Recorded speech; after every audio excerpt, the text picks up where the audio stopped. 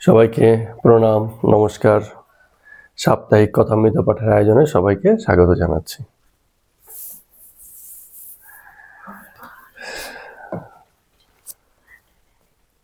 আমাদের সুযোগ নেই, কিন্তু অনেক কিছু আমরা অবজার্ভ করতে পারি।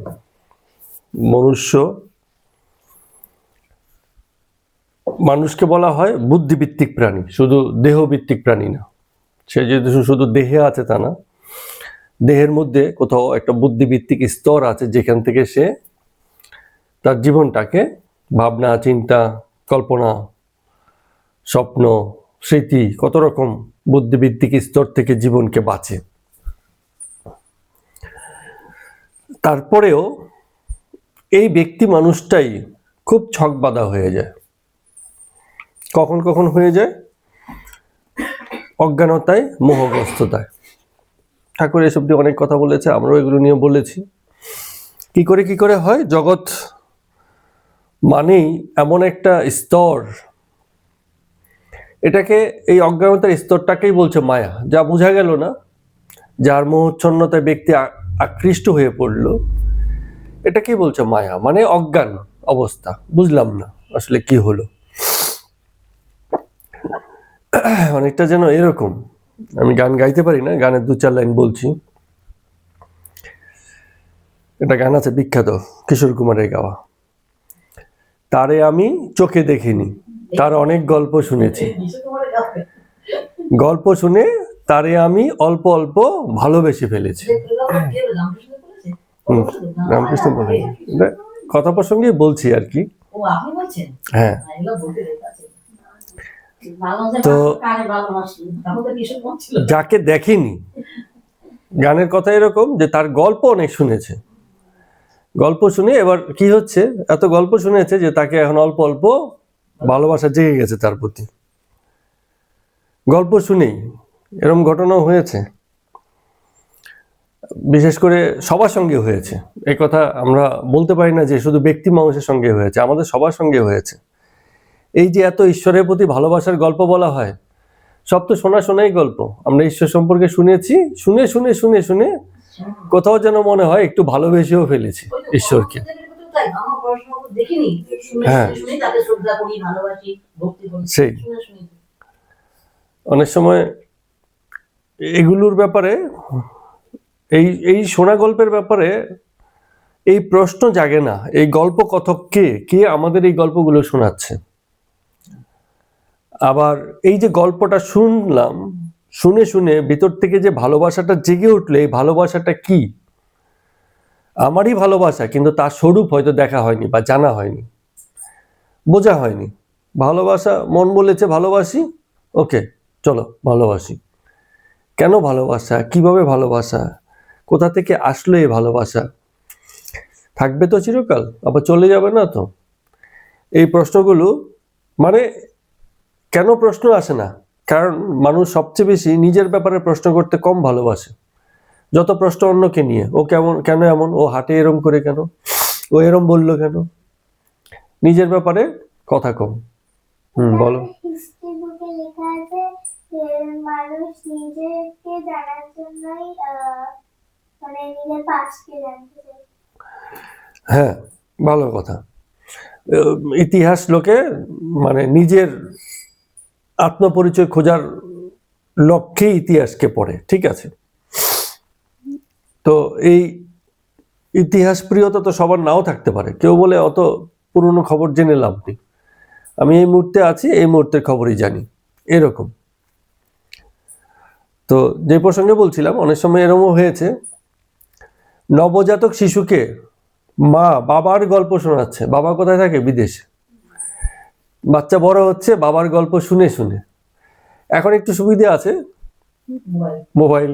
বাবার গল্প শুনলেও হবে না, বাবার সঙ্গে কথাও বলা যাবে, দেখাও যাবে।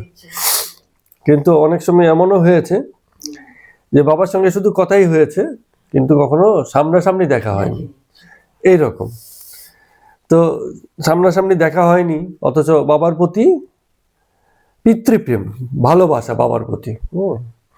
বাবা সেই 7 সাগর 13 নদীর পার থেকে মোবাইল ফোনের থ্রুতে জিজ্ঞেস করছে, আমায় ভালোবাসিস? ও বলছে হ্যাঁ, তোমায় ভালোবাসি। এই যে বাবার প্রতি ভালোবাসা, এটা ঠিক বাবার প্রতি ভালোবাসা না। প্রত্যেক সন্তানেরই বাবা মায়ের প্রতি একটা স্বাভাবিক ভালোবাসা থাকে, তার অন্তরেই আগে থেকেই থাকে। তো এটা বাবা থাকলেও তার প্রতি ভালোবাসা, বাবা না থাকলেও তার প্রতি ভালোবাসা, অথবা নেই যে এই ব্যাপারে আক্ষেপ, সেটাও এক প্রকারের ভালোবাসা, যে ভালোবাসতে পারছি না এই আক্ষেপ। বাবা চলে গেলে লোকে কষ্ট পায়, বলে কাকে আর বাবা বলে ডাকবো, এরকম। তো বিষয়গুলো হচ্ছে বাবাটা উৎস নয়। আমরা একটু চিন্তা করলে দেখবো যে এই যে ভালোবাসা, এই ভালোবাসা উৎস এই নয় যে সামনে বাবা আছে। ভালোবাসা উৎস হচ্ছে আমাদের মন বা অন্তর, সেখান থেকেই ভালোবাসাটা তৈরি হচ্ছে। বাবা থাকলেও হচ্ছে, বাবা না থাকলেও হচ্ছে। এই কারণে এটাকে বলে আন্তরিক ভালোবাসা, অন্তর্জনিত, ভিতর থেকে এসেছে। এটা বাইরের বিষয় নয়। বুঝা গেল তো? তো কারো প্রতি রাগ হচ্ছে, সেটাও কিন্তু ওই ব্যক্তির প্রতি নয়। কার তাহলে? ইনসিডেন্টও নাও হতে পারে। ইনসিডেন্টও ঘটনা বা ঘটনা প্রবাহ এই তো অনবরত ঘটছে, রাগ কিন্তু অনবরত আসছে না। একজন পায়ের উপর পা মারিয়ে গেল, আমার রাগ নেই। আবার এমন তেতে আছি যে সামান্য একটু ধাক্কা লেগেছে, আমি রেগে গেছি। তো ঘটনা ম্যাটার করছে না, ম্যাটার করছে ব্যক্তি কোন আন্তরিক স্থিতিতে আছে। সে রাখবে না রাখবে না, সেটা সে তার ভিতরটা ঠিক করছে, বাইরের ঘটনাবলী নয়। এটা আমাদের নিরপেক্ষ পর্যবেক্ষণ দেখলে আমরা বুঝতে পারবো। তো আমাদের ভালোবাসা যদি বাইরের বিষয় থেকে না আসে, আমাদের আন্তরিক বিষয় হয়, রাগ, ক্রোধ, ঘৃণা, কামনা, এই সব কিছু যা কিছু আছে সবই আমাদের আন্তরিক বিষয়। আমাদের অন্তর থেকেই সেসবের জন্ম, উৎসস্থল হচ্ছে আমাদের অন্তর, মন, হৃদয়। ঠিক আছে? তো এখন তাহলে বাইরে বাইরে যেগুলো আছে সেগুলো কি? সেগুলো কি তাহলে একবারই মিথ্যে? সেগুলো মিথ্যে নয়, সেগুলো হচ্ছে অনুষঙ্গ, অথবা আমরা একটা বিজ্ঞানের ভাষা বলে না, কি যেন বলে এটাকে, ক্যাটালিস্ট। ক্যাটালিস্টের বাংলা কি মনে নেই? ক্যাটালিস্ট হচ্ছে, অনেক সময় কি হয় যে দুই বন্ধুর মধ্যে ঝগড়া হয়েছে, কিন্তু বিষয়বস্তু দুই বন্ধু নয়, বিষয়বস্তু অন্য কোনো একটা বন্ধু কি বান্ধবী, তাকে নিয়ে দুই বন্ধুর মধ্যে ঝগড়া। যাকে নিয়ে ঝগড়া সে নেই এখানটায়, সে হয়তো জানেও না যে আমাকে নিয়ে দুই বন্ধু ঝগড়া করছে। ঠিক এরকম। অর্থাৎ ক্যাটালিস্ট হচ্ছে এমন একটা জিনিস যেটা থাকে, কিন্তু সেটা ঝগড়ার মূল অংশগ্রহণকারী উপাদান নয়, সে শুধুমাত্র আছে। যেমন আমাদের হয় না, পাশাপাশি জমির দুই পড়শিতে ঝগড়া হচ্ছে, বলে এই তো এখানে দেয়াল, ও বলছে না একটু 1 ইঞ্চি ভিতরে যাবে, 5 ইঞ্চি ভিতরে আসবে, এই হবে সেই হবে, এই নিয়ে কথা। এখন দেয়াল তো আমরা করেছি, মাটি তো মাটির মতোই আছে, ওতে মানে ভেদ নেই। যেটা আমরা অনেক সময় কখনো দীঘা বেড়াতে গেলে এরকম দেখবেন অভিজ্ঞতা, অটো করে হয়তো ঘুরছেন বা টোটো করে ঘুরছেন, বলছে এই যে দেখুন আমরা এখন উড়িষ্যাতে ঢুকে গেলাম, এতক্ষণ পশ্চিমবঙ্গে ছিলাম এখন উড়িষ্যা ঢুকে গেলাম। হ্যাঁ, টোটো যাচ্ছে, কোথাও হয়তো একটা মাইল ফলক আছে উড়িষ্যা বলে, এই ঢুকে গেলাম। আর যে বসে আছে সে তো নানান গল্প, হাসি ঠাট্টায় ব্যস্ত, বলছে এই উড়িষ্যা উড়িষ্যা উড়িষ্যা, কিন্তু কোনো ভেদ নেই। মুহূর্তকালের মানে ব্যাপার, ভেদ হয়েছে আমাদের মাইন্ডে। তো এই যে যা কিছু জগৎ আমাদের সামনে প্রেজেন্টেড হয়ে আছে, উপস্থাপন হয়ে আছে আগে থেকে, এই উপস্থাপিত যে বিষয়গুলো আছে, ব্যক্তিও হতে পারে, সম্পর্ক হতে পারে,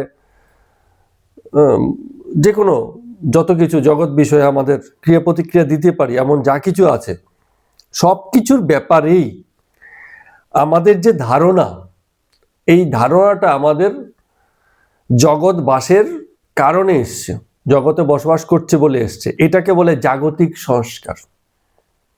জগতে আছি, জগতের এই বিষয় আসলে দেখেছি, দেখে দেখে ভেবেছি এই জিনিস বুঝি এরমই হয়। এটা হচ্ছে আমাদের জাগতিক সংস্কার। আমার বাড়িতে ইসের গাছ লাগিয়েছে, কি বলে এটাকে, চল ভাই সিমিন নিয়ে নিলাম, সিমের গাছ লাগিয়েছে। এখন আমাদের বাড়িতে ছোট ছোট সিম হয়েছে, কি রকম দেখতে।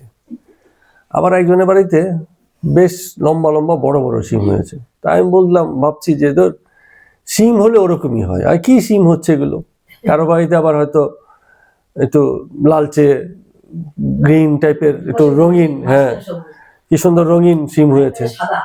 কারো বাড়িতে আবার খুব এখন বেরিয়েছে লম্বা লম্বা কোকড়ানো কোকড়ানো সিম, মানে ঢেউ খেলানো ইয়ের মতো, লাঠি একটু আঁকা বাঁকা লাঠির মতো সিম। দেখেছেন কিনা কিরম সিম যেন, হ্যাঁ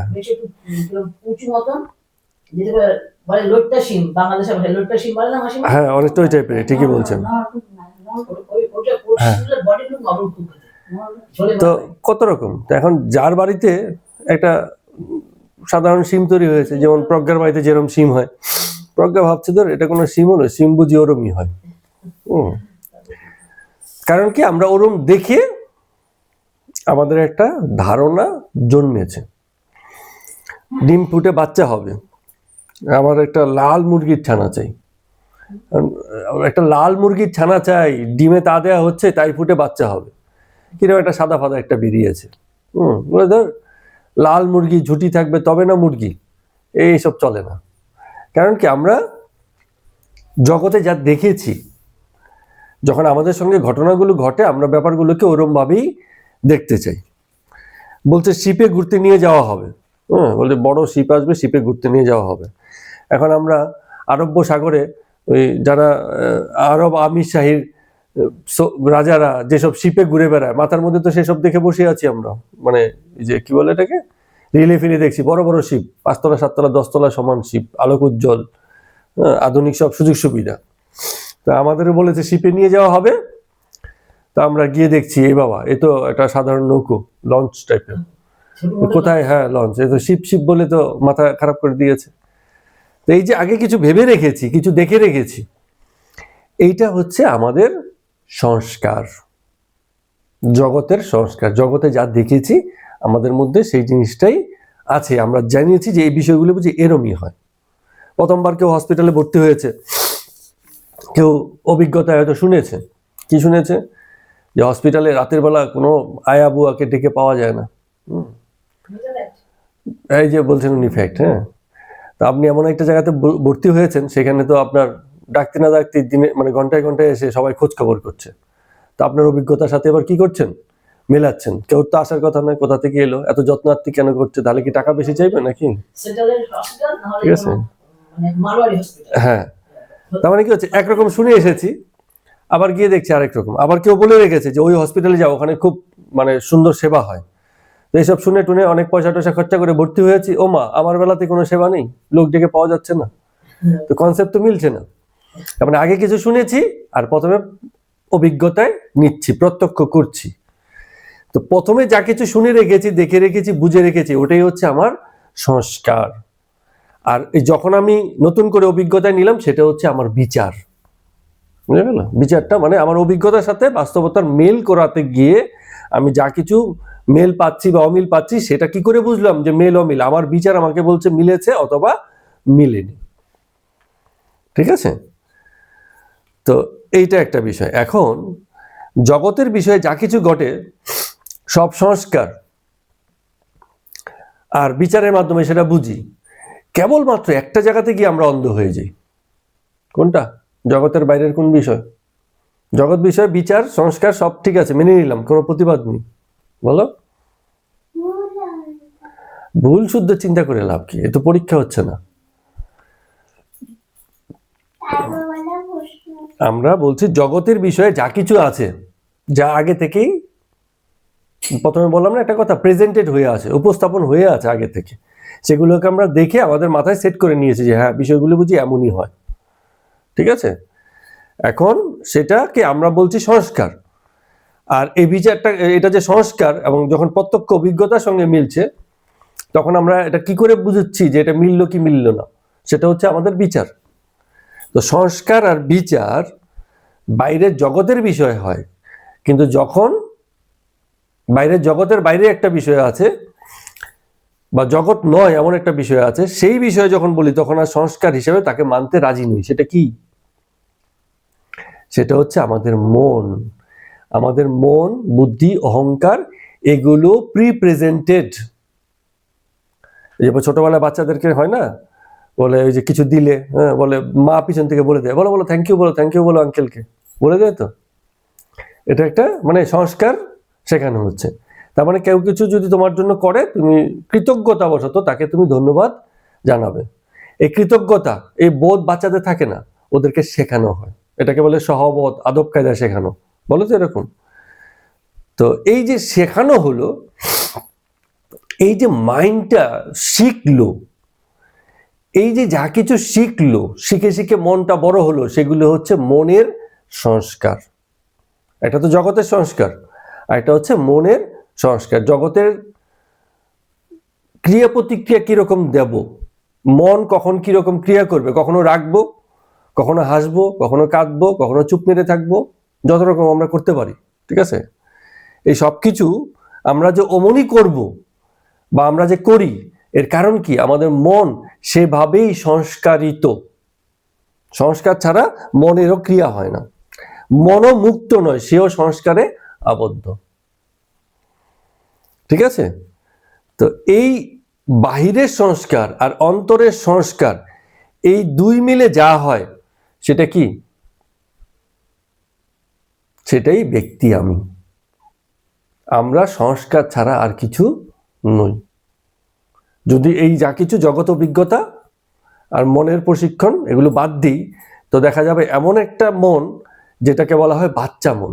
যে মনটার না বাইরের বিষয়ে কোনো অভিজ্ঞতা আছে, না অন্তরের বিষয়ে কোনো প্রিকনসেপ্ট আছে, সেটাকে বলে বাচ্চা মন। বাচ্চা মনের কি থাকে? এইসব সংস্কার টংস্কার কিছু থাকে না। না জগৎ বিষয়ে কোনো বুদ্ধি রাখে, না মন বা ব্যবহারজনিত কোনো বুদ্ধি রাখে, ঠিক আছে।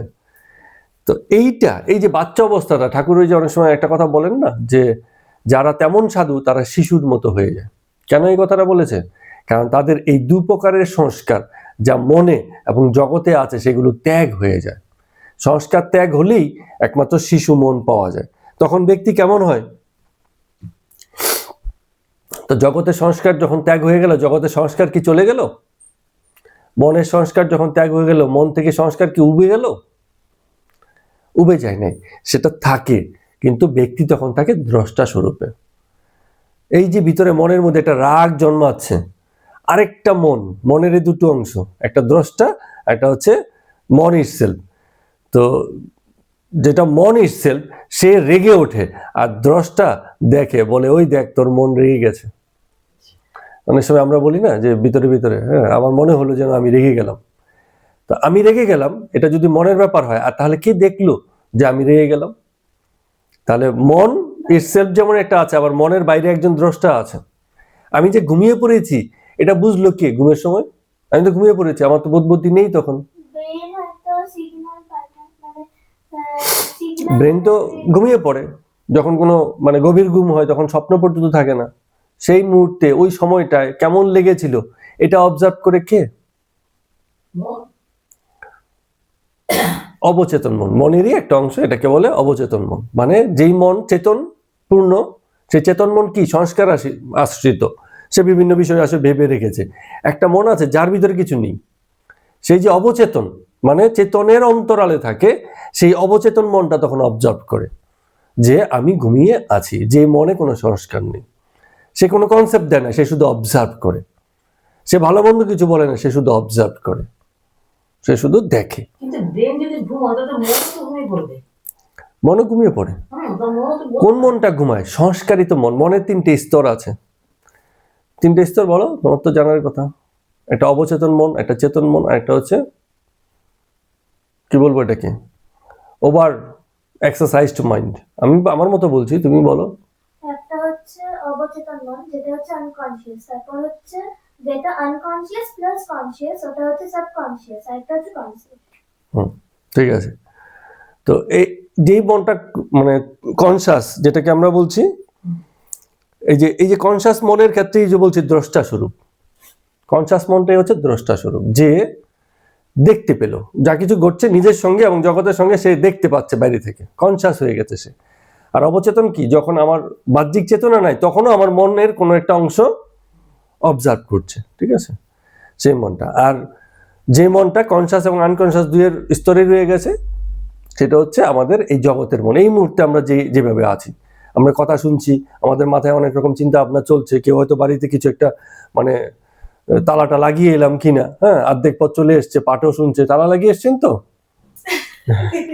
আমি যেভাবে তাকিয়ে আছেন মনে হচ্ছে আপনিও কিছু ভাবছেন, পাঠে নেই। হ্যাঁ। তো এখন এরকম হয় আমাদের সেই মানে পাশাপাশি দোকানদার অর্ধেক পথ চলে গেছে, ওখান থেকে ফোন করেছে, বলে এখনো মার্কেটে আছেন, দেখুন তো আমার দোকানটায় আমরা তালা ঠিক মতো লাগিয়েছি কিনা। হ্যাঁ, তারা লাগিয়েই গেছে, প্রতিদিনকার অভ্যাস, কিন্তু মানে মনে একটা দ্বন্দ্ব, সন্দেহ। যেতে যেতে আবার সে এরকম জিজ্ঞেস করছে।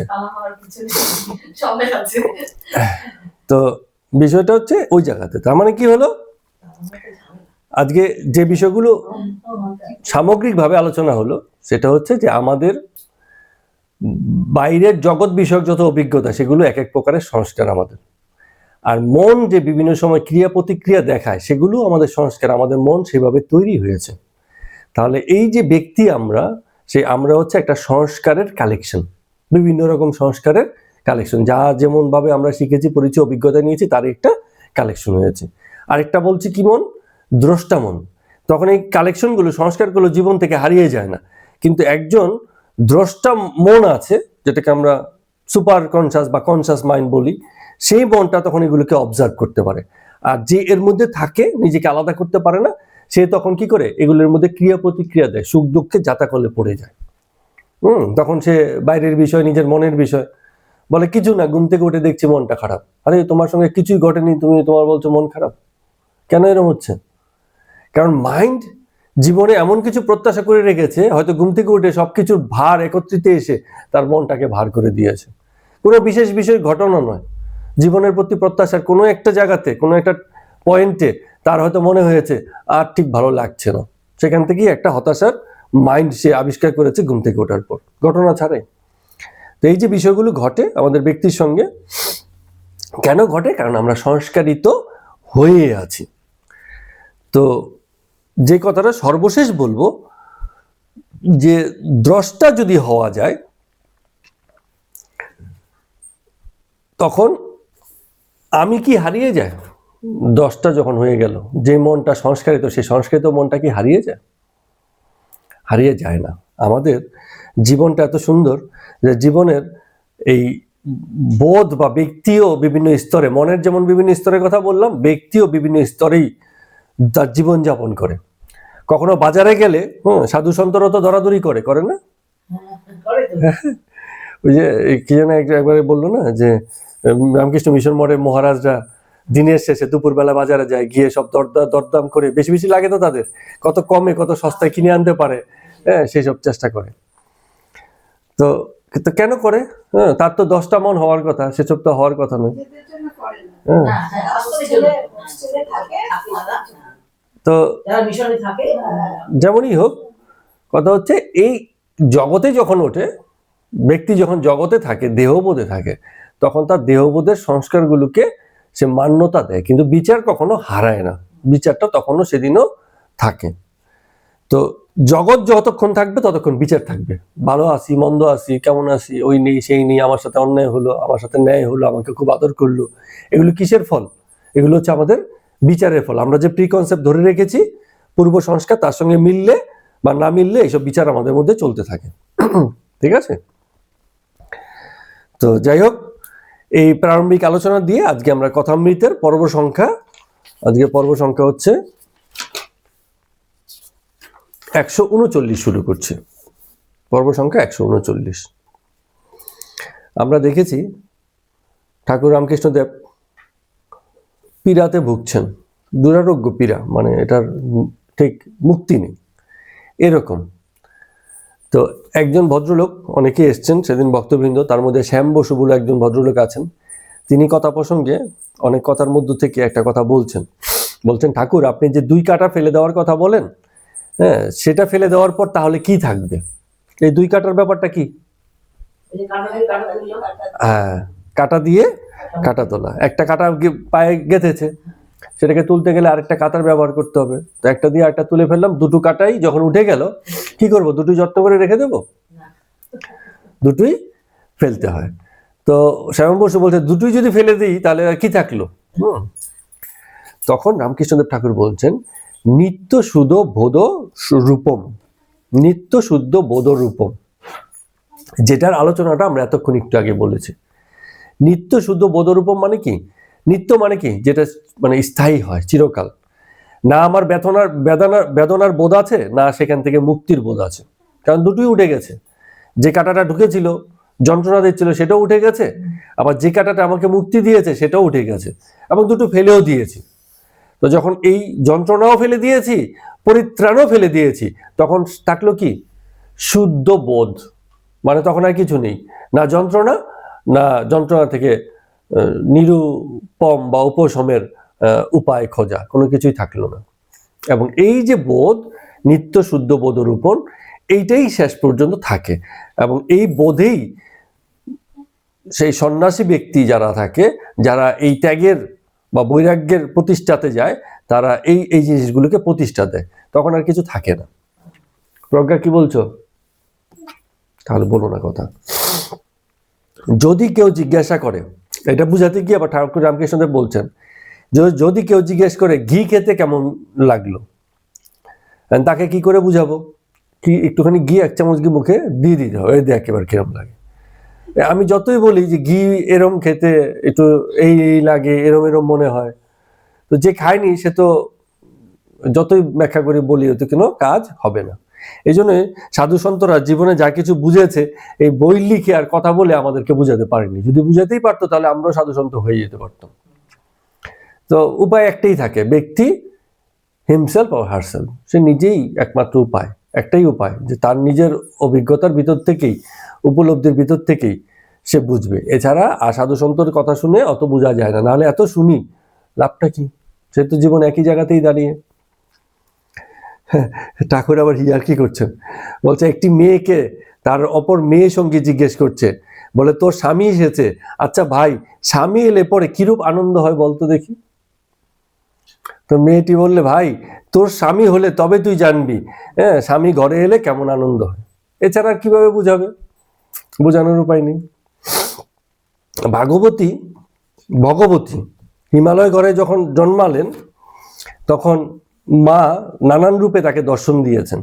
এখন গিরিরাজ গেছেন ভাগবতীর কাছে, বলছে যে মা তো বিভিন্নভাবে তোমায় দর্শন দিয়েছে, কিন্তু আমার কখনো ব্রহ্ম দর্শন হয়নি, তাহলে সেটা তো আমি কি করে দর্শন পেতে পারি বলো দেখিনি। তো ভাগবতী বলছেন যে বাবা, ব্রহ্ম দর্শন যদি করতে চাও তবে সাধু সঙ্গ করো, সাধু সঙ্গের কাছে গেলেই ব্রহ্ম দর্শনের ব্যাপারটা জানা যায়। এখন এই কথা বলেছে, এবার ঠাকুর আবার রামকৃষ্ণদেব বলছেন যে কিন্তু ব্রহ্ম কি জিনিস তা মুখে বলা যায় না। ও ব্রহ্ম আত্মা, ওগুলো এই নিয়ে যা বলা হয়েছে সবই মানে বেকার কথা। ব্রহ্ম আত্মা নিয়ে, এই যে আত্মা আসে বসে উড়ে যায়, আত্মার শক্তিতে বলিয়ান, এটা সেটা কত রকম আত্মার নিয়ে কথা, যাকে নিয়ে কথা চলে না তাকে নিয়ে হাজারো কথা, আর সেগুলোই একেবারে বেকার কথা। তো ঠাকুর বলছেন যে বেদ পুরাণ তন্ত্র আর সব শাস্ত্র মুখে মুখে উচ্চারিত হতে হতে উচ্ছিষ্ট হয়ে গেছে। উচ্ছিষ্ট কি জিনিস?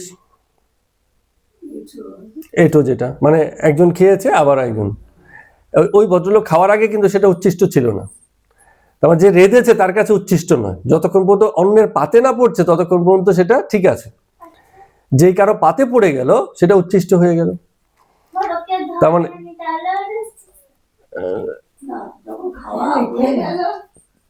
খাওয়া হয়ে গেছে, উচ্ছিষ্ট হয়ে গেছে।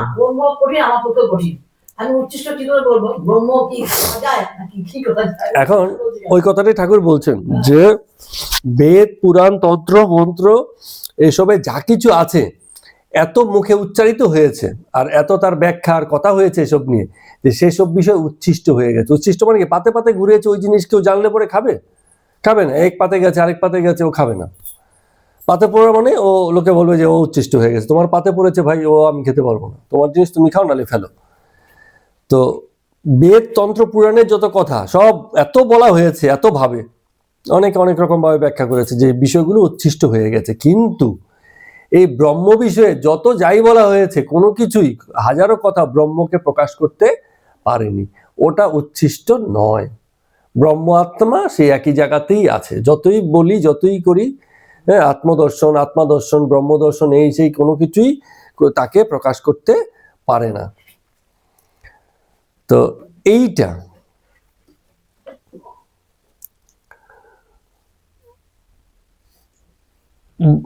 এই যে বিষয়টা আছে, এইটা শুধুমাত্র ঠাকুর যে কথাটা একটু আগে বলছেন যে নিত্য শুদ্ধ বোধরূপম, যার বোধ আছে সেই যেন খানিকটা বোঝে।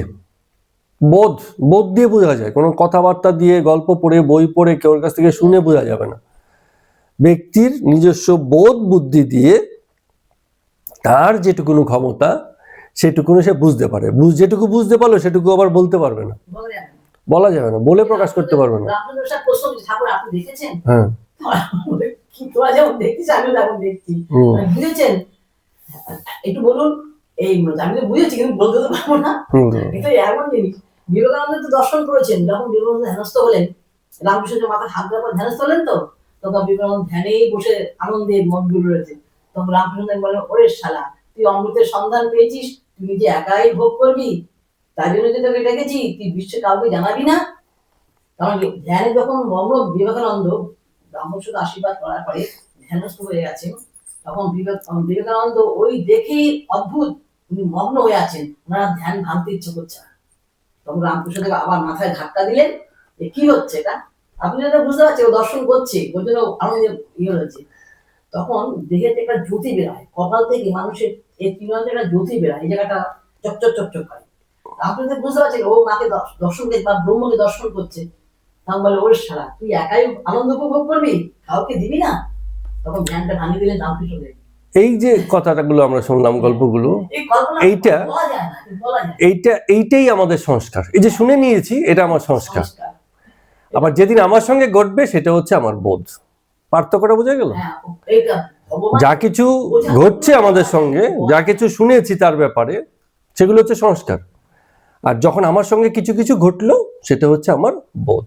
এটা হচ্ছে বোধ। যখন দেখবে ঈশ্বরের মানে অনুভবটা নিজে অনুভূতি করছো, তখন দেখবে একটা জিনিসের মধ্যে তুমি আনন্দ খুঁজে পাবে। এটা হচ্ছে ঈশ্বরকে জানার বোধ। কোনো কাজের মধ্যে তুমি অনেক মনে কষ্ট ছিলে, তখন তোমার আস্তে আস্তে ঠাকুরের নাম করতে করতে এমন একটা জ্ঞান আসবে, তখন তোমার মনে হবে না এরপরে আনন্দ, আরো আনন্দ, আর পেয়ে যায়, এই কাজটা আরেকটু দিলে। এটা কিন্তু উপলব্ধি হবে যে ঈশ্বরকে সবসময় ডাকে আর সব কাজের মধ্যে তার অনুভূতি জানার চেষ্টা করে, সে ওইটা উপলব্ধি করে। সেখান থেকেই নামকরণটা ওরম ভাবে এসছে, সচ্চিদানন্দ। ঈশ্বরকে বলা হচ্ছে সচ্চিদানন্দ, আনন্দের স্বরূপ। ফলে এই আনন্দের সঙ্গে যে ক্রিয়া, যে রমণ, সেই আনন্দের কথা মুখে বলা যায় না, যার হয়েছে সে জানে। এইভাবে ঠাকুর রামকৃষ্ণদেব বলছেন। ডাক্তারকে এবার বলছেন, ঠাকুর রামকৃষ্ণদেব তো অনেক সময় ডাক্তারকে অনেক কিছু বলেন এখন আন্তরিকভাবে, যা অনেকের পক্ষে বলা সম্ভব না। এত সামাজিক প্রতিষ্ঠা, এত নাম ডাক, সবাই হয়তো বলতে পারবে না, কিন্তু ঠাকুর রামকৃষ্ণদেব বলছেন যে দেখো, অহংকার না গেলে জ্ঞান হয় না। অহংকারটা কি জিনিস? এই যে আজকে আলোচনা যা করেছি সেখান থেকে প্রজ্ঞা, পৃথা,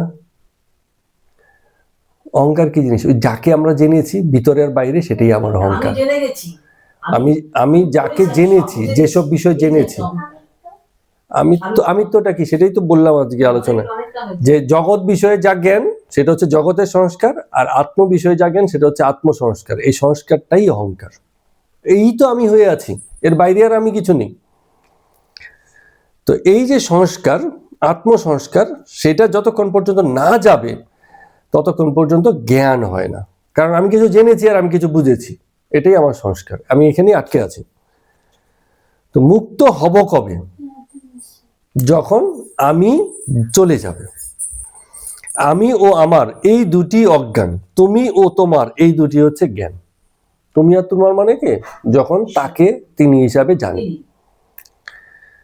এইভাবে আমাদেরকে জানতে হয়। তো যারা একটু বইটুই পড়েছে অমনি তাদের অহংকার এসে জোটে। যে আমি জেনে গেছি অনেক কিছু। হ্যাঁ, তখন সে বলতে থাকে ওসব আমি জানি, ও তুমি কি বলবে, আমি সব জানি, অত বলা লাগবে না, আমি জানি, এরকম। কিন্তু যে দিল্লি গেছিল সে কি আর কথায় কথায় বলে বেড়ায় যে আমি দিল্লি গেছি। যে বাবু সে বলে না আমি বাবু, লোকেই তাকে বাবু হিসেবে জানে, তার কথাবার্তা চাল চলনই এমন বাবুর মতো, তখন লোকে তাকে বাবু বলে। তো রামকৃষ্ণদেব ঠাকুর বলছেন আমাদের দক্ষিণেশ্বরে কালীবাড়িতে একটা মেত্রাণী ছিল। মেত্রাণী মানে হচ্ছে পরিষ্কার টরিষ্কার করে, যে সুইপার যাকে বলে, মহিলা মেত্রাণী, সুইপার। তো একদিন তার গায়ে দুই একটা গহনা সে পড়েছে। তো গহনা পড়েছে, অন্যান্য দিন যেটা হয় সে যখন যায় তো লোকেরা তার কাছ থেকে দূরে দূরে সরে যায়। ওই যেহেতু সে ময়লা পরিষ্কার করে, লোকেরা তার থেকে দূরে থাকে যাতে তার স্পর্শ সে লোকেরা এড়িয়ে চলতে পারে। তো যেদিন তার গায়ে দু চারখানা গহনা উঠেছে, সে তখন হাঁটছে আর বলছে এই সর সর সর সর। হ্যাঁ, তারপরে কি হচ্ছে, যাতে সে যে গহনা পড়েছে তার মন আগেই সংস্কারিত হয়ে আছে যে আমি দু চারটে গহনা পড়েছি। হ্যাঁ, কে আবার গহনার মানে এসে আমার গায়ে আবার লেগে যায় কিনা, কে নিয়ে যায় কিনা, এই জন্য আগেই সে মানে সংস্কারিত। সে বলছে সর সর সর সর, আগে থেকে বলছে, এরকম ব্যাপার। তার মানে এটা হচ্ছে এমনি অন্য দিনের মতোই তাই হচ্ছে, লোকে তাকে দেখে সরে যাচ্ছে, কিন্তু যেহেতু সে গহনা পড়েছে তার কাছে দিনটা বিশেষ হয়ে গেছে, তার কাছে ঘটনা উল্টে গেছে। আমি সুন্দর হয়েছি, আমার কাছে গয়না এসে গেছে, তার মন সংস্কারিত হয়ে গেছে। তখন সে রোজকার ঘটনাটাকে অন্যভাবে ব্যাখ্যা করছে, তার কাছে অন্যরকম ঘুরছে, বলছে সর সর সর সর। ঠিক আছে, এরকম ব্যাপার। তো এবার শ্যাম বসু বলছেন যে পাপের শাস্তি আছে অথচ ঈশ্বর সব করছেন, এ কিরকম কথা? ঠাকুরকে জিজ্ঞেস করলেন আর কি। এখন এই যে পাপের কথা আবার শাস্তির কথা, এ নিয়ে তো আমরা বরাবর বলেছি, যতক্ষণ পর্যন্ত পাপ পুণ্যের ধারণা আছে ততক্ষণ পর্যন্ত শাস্তি পুরস্কারও আছে। আবার যদি পাপ পুণ্যের ঘটনা বা কনসেপ্ট আমরা বাদ দিই তাহলে শাস্তি পুরস্কারও আর থাকে না, সব কেবল ঘটনা হয়ে থাকে।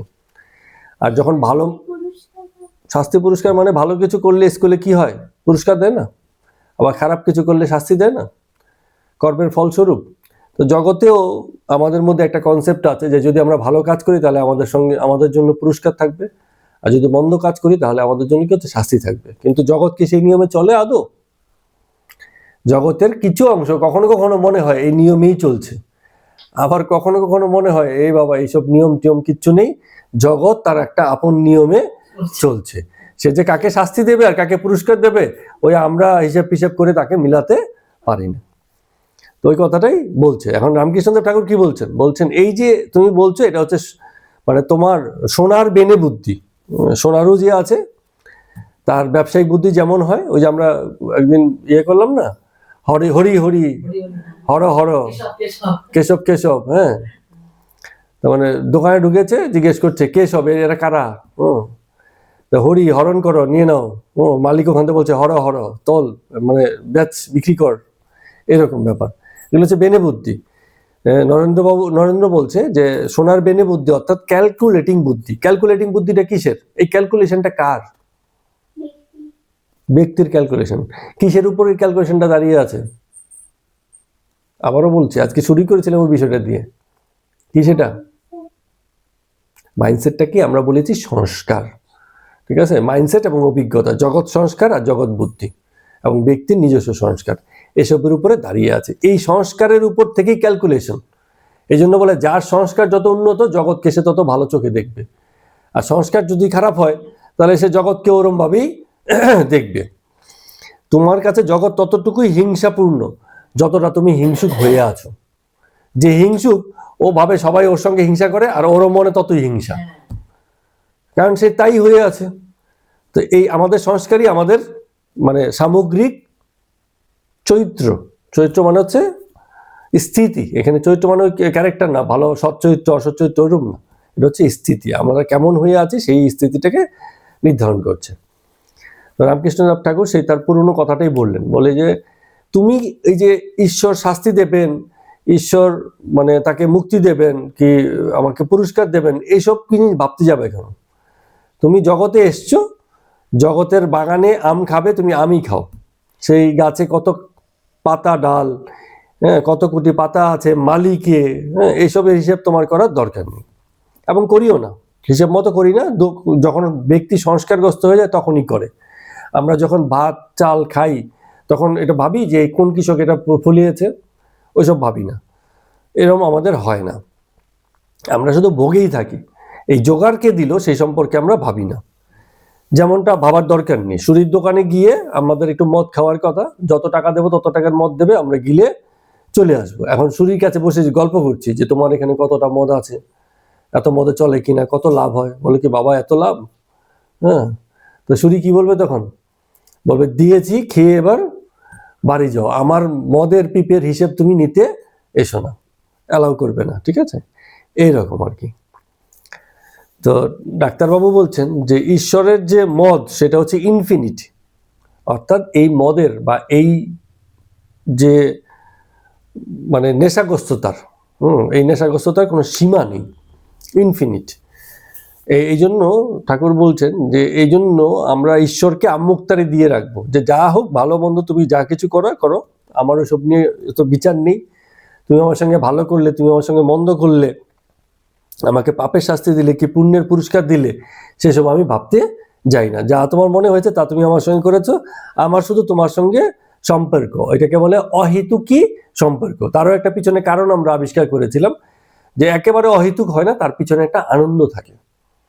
গরিব আত্মীয় বড়লোকের আত্মীয়ের কাছে প্রতিদিনই যায়, কিন্তু কিছু পাওয়ার আশায় যায় না। বড়লোক আত্মীয় বরঞ্চ মানে খুঁতখুত করে যে ও যে প্রতিদিনই আসে, না জানি কোন দিন আবার চেয়ে বসে। তো একদিন জিজ্ঞেস করে বলছে তুমি যে আসো কি কারণ? বলে কিছু তো কারণ নেই, এমনি এমনি আসি, ভালো লাগে আসি তাই।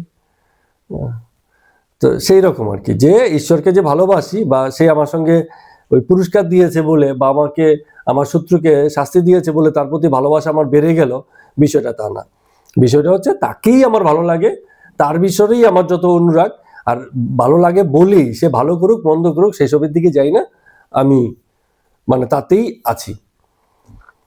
তো ঈশ্বরের বৈষম্য দোষ যারা আবিষ্কার করে, এটা আমাদের মধ্যে আছে, অবুঝ মন আমাদের। আমরা অনেক সময় ঈশ্বরের বিচার নিয়ে চিন্তা করি, বলে দেখো আমি এত কিছু করলাম, আমার সঙ্গে এত খারাপ কাজ হলো, অথবা আমার পরিচিত কারোর সঙ্গে কিছু খারাপ হয়েছে, সেক্ষেত্রে আমরা বলি যে এত সাধু সজ্জন লোক, তার সঙ্গে এরম হয়েছে, তাহলে ঈশ্বরের দেখো কত দোচোখাপনা, এরকম। তো ঠাকুর গালি দিয়ে বলছেন শালাদের নিজের ভিতরেও যেমন ঈশ্বরের ভিতরেও তেমন দেখে, নিজের ভিতরটা যেমন হয়ে আছে ঈশ্বরের মধ্যেও তেমনই দেখে। তো বলছেন যে ঈশ্বর লাভ যে জীবনের উদ্দেশ্য, তা কজন লোক দেখতে পায়। জীবনের উদ্দেশ্যকে সব, অন্যান্য উদ্দেশ্যকে সব গুরুত্বপূর্ণ ভেবে রেখেছে।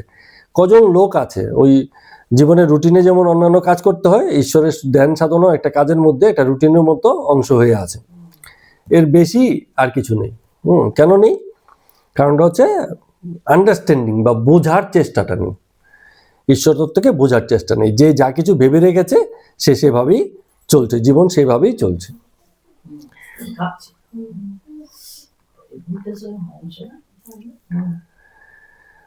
এক জায়গাতে শ্যামা বসু বলছেন যে সূক্ষ্ম শরীর কি কেউ দেখিয়ে দিতে পারে? কেউ কি দেখাতে পারে যে সেই শরীর বাইরে চলে যায়? এই যে কথাগুলো বলছে, কেন বলছে এরকম? সূক্ষ্ম শরীর বাইরে চলে যাচ্ছে, আত্মা উড়ে যাচ্ছে, চলে যাচ্ছে, কেন বলছে শ্যামপ্রসাদ বাবু এই কথাগুলো? কারণ তিনি তেমনই শুনেছেন, ওভাবেই তার সংস্কার এসে গেছে, আর ওখান থেকেই তার প্রশ্ন, এগুলি এসে ঠাকুরকে জিজ্ঞেস করছেন। আর এসব কথা ঠাকুর রেগে যান,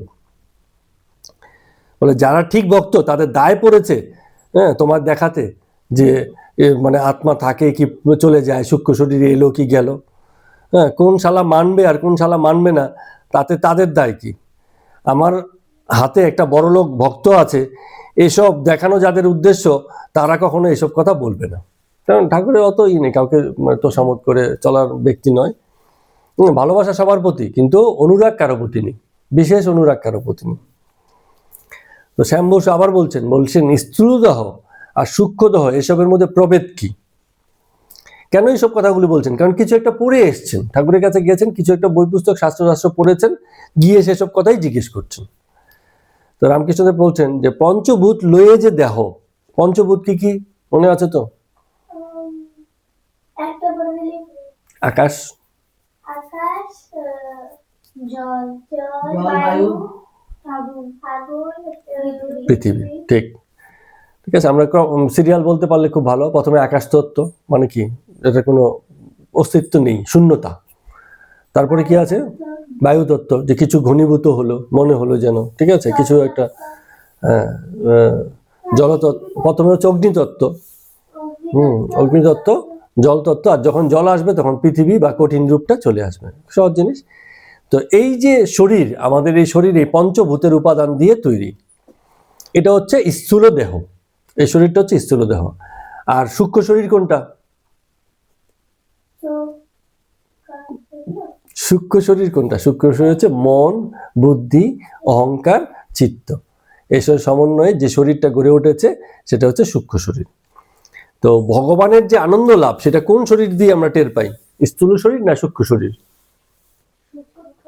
সূক্ষ্ম শরীর, কারণ স্থূল শরীর দিয়ে তাকে মাপা যায় না, তাকে ধরা যায় না, ছোঁয়া যায় না, এই কথা তো বলা হলো, তাই না? অবাং মানস গোচর, মানুষের জ্ঞান বুদ্ধির মানে অতীত, কিন্তু তারপরেও সেই যেটুকু পারে, তার সম্পর্কে যেটুকু ধারণা সে নেয়, সেটা তার বুদ্ধিজাত, তার অভিজ্ঞতা, বা এই যে এরকম শরীরজাত না, শরীর থেকে সে পায় না।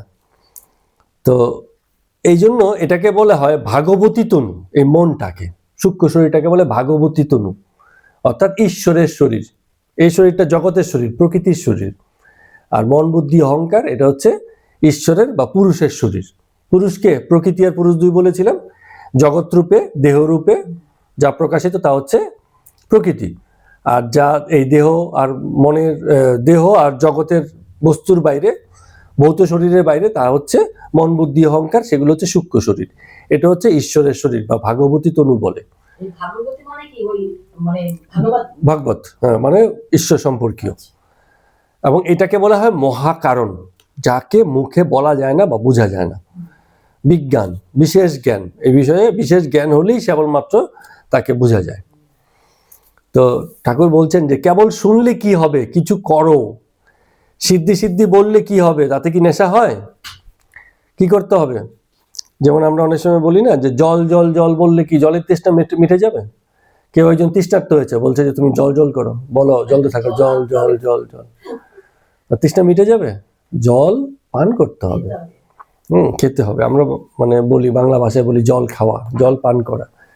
হ্যাঁ, তো বলছে যে এরকম জল পান করতে হবে, তবে গিয়ে জলের তেষ্টা মিটবে।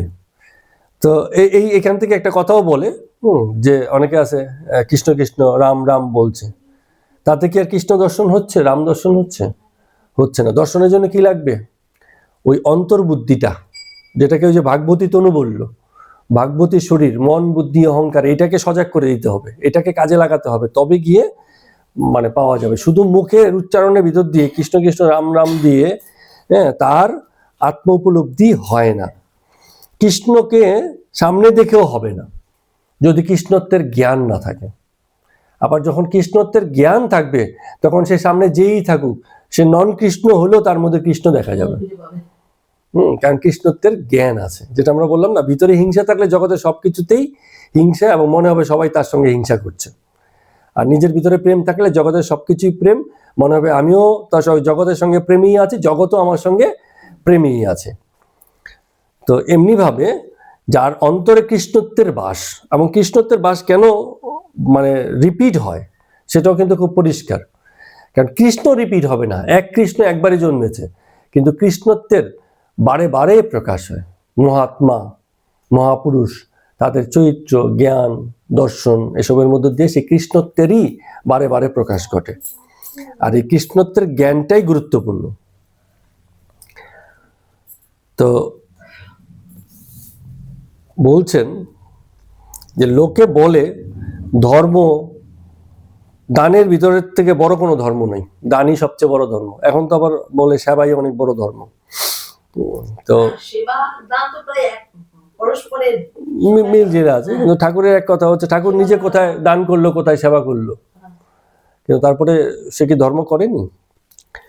শুধু দান আর সেবা ধর্ম না, এটা হচ্ছে বাহ্যিক ধর্ম, উপরি উপরি জগতের সেবা। ঠাকুর যে জ্ঞান দান করছেন ওটা তো এক ধরনের সেবা, মানুষকে ঠিক, একদিক থেকে ওটাই সবচেয়ে বড় দান।